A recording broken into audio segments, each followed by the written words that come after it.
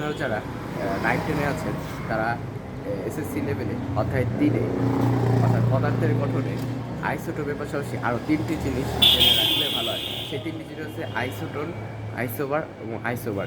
এই 3 জিনিস জানা থাকলে আমাদের জন্য এই অধ্যায় 3-এ আমাদের জন্য আরও ভালো হয় আর কি। চলো আমরা জেনে আসি। আমরা জানি যে আইসোটোপ মানে হচ্ছে যে সকল পরমাণুর প্রোটন সংখ্যা একই কিন্তু ভর সংখ্যা ও নিউট্রন সংখ্যা ভিন্ন তাদেরকে আইসোটোপ বলা হয়।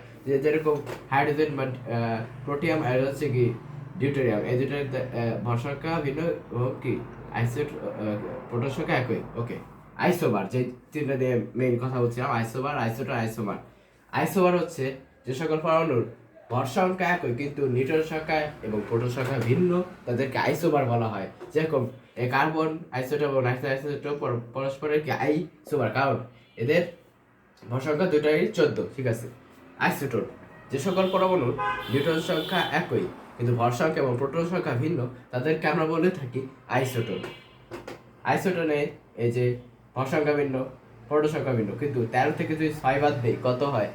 7। এবং 14 থেকে 7 বাদ দিল কত হয়? 7। তাহলে তার মানে আমরা বুঝতে পারছি যে এই এই যে কার্বন এবং এই নাইট্রোজেন এই দুটো আইসোটোপ পরস্পরের কি আইসোটোন, কারণ এদের নিউট্রন সংখ্যা সমান। অন্যদিকে এবার আইসোমার এটা একটু ভিন্ন। এটা হচ্ছে একই আণবিক সংখ্যা বিশিষ্ট দুটি যৌগের ধর্ম ভিন্ন হলে তাদেরকে পরস্পরের আইসোমার বলা হয়। উদাহরণ হচ্ছে কি CH3 CH2OH, বা এটাকে আমরা মূলত ইথানল, এবং নিচে আছে কি ডাইমিথাইল ইথার।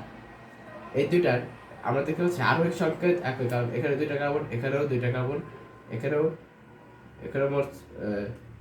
এখানেও মোট হচ্ছে যে 1 2 3 4 5 6, এখানে মোট 6টা হাইড্রোজেন, এখানে 6টা হাইড্রোজেন। সো এদের দেখতে পাচ্ছি যে আণবিক সংকেত একই কিন্তু এদের ধর্ম ভিন্ন, তাই কি এদেরকে পরস্পর আইসোমার বলা হয়।